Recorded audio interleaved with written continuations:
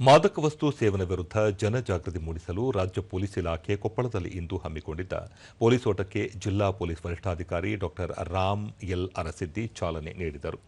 10 kilometre ಹಾಗೂ 5 kilometre ಎರಡು ವಿಭಾಗಗಳಲ್ಲಿ ನಡೆದ ಓಟದಲ್ಲಿ ನೂರಾರು ಮಂದಿ ಪೊಲೀಸ್ ಅಧಿಕಾರಿಗಳು ಮತ್ತು ಸಿಬ್ಬಂದಿ ಪಾಲ್ಗೊಂಡಿದ್ದರು. ಬಳಿಕ ಓಟದಲ್ಲಿ ವಿಜೇತರಾದವರಿಗೆ ಬಹುಮಾನ ವಿತರಿಸಲಾಯಿತು.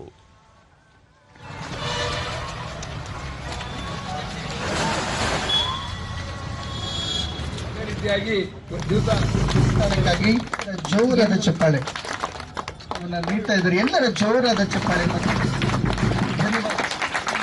ಕಲಿಸ್ತಾ ಇದ್ದಾರೆ.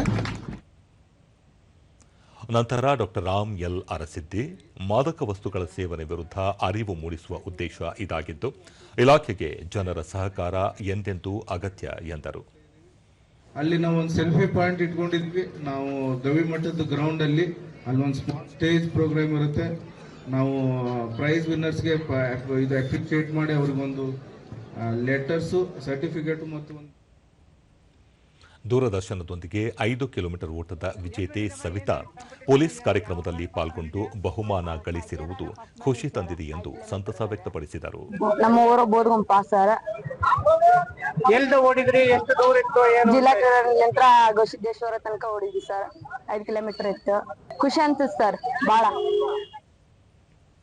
10 ಕಿಲೋಮೀಟರ್ ಓಟದ ಪ್ರಥಮ ವಿಜೇತ ಛತ್ರಪ್ಪ ಪ್ರತಿ ಬಾರಿಯೂ ಇಂತಹ ಅರಿವು ಕಾರ್ಯಕ್ರಮಗಳಲ್ಲಿ ಪಾಲ್ಗೊಳ್ಳಲಿದ್ದು, ಪರಿಶ್ರಮದ ಹಿಂದೆ ಗೆಲುವು ಸಿಗುವುದು ಖಚಿತ ಎಂದರು.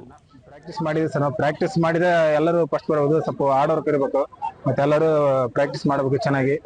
ಮತ್ತೆ ಇನ್ನೊಂದೇನಂದ್ರೆ ಎಲ್ಲರೂ ಹಾರ್ಡ್ ವರ್ಕ್, ಪರಿಶ್ರಮ ಇರಬೇಕು. ಪರಿಶ್ರಮದಿಂದ ಏನು ಆಗಲ್ಲ. ಮತ್ತೆ ಇನ್ನೊಂದೇನಂದ್ರೆ ಎಲ್ಲರೂ ಚೆನ್ನಾಗಿ ಓಡಿದ್ರು, ಅದೊಂದು ಖುಷಿ ಐತಿ. ಮತ್ತೆ ನಾನು ಫಸ್ಟ್ ಬಂದಿದ್ದೀನಿ, ಅದನ್ನು ಖುಷಿ ಐತಿ.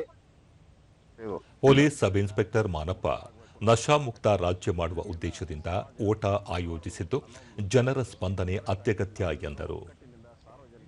ಇದು ಒಂದು ಅವೇರ್ನೆಸ್ ಕಾರ್ಯಕ್ರಮದ ಮೂಲಕ, ಅಂದ್ರೆ ಏನು, ಮ್ಯಾರಥಾನ್ ಓಟದ ಮೂಲಕ ಜನರ ಜಾಗೃತರಾಗಕ ಈ ಒಂದು ಕಾರ್ಯಕ್ರಮವನ್ನು ನಮ್ಮ SP ಸಾಹೇಬ್ರ ಒಂದು ಆದೇಶದ ಮೇರೆಗೆ ಇದನ್ನ ಹಮ್ಮಿಕೊಂಡಿದೆ. ಭಾರತೀಯ ಸ್ಟೇಟ್ ಬ್ಯಾಂಕ್ ವ್ಯವಸ್ಥಾಪಕ ಮಾರುತಿ ಆರೋಗ್ಯವೇ ಭಾಗ್ಯ ಎಂಬುದನ್ನು ಜನರಲ್ಲಿ ಮನವರಿಕೆ ಮಾಡಿಕೊಡಲು ಓಟದಲ್ಲಿ ವಿಶೇಷ ಮಾಹಿತಿ ನೀಡಲಾಗುತ್ತಿದೆ ಎಂದರು.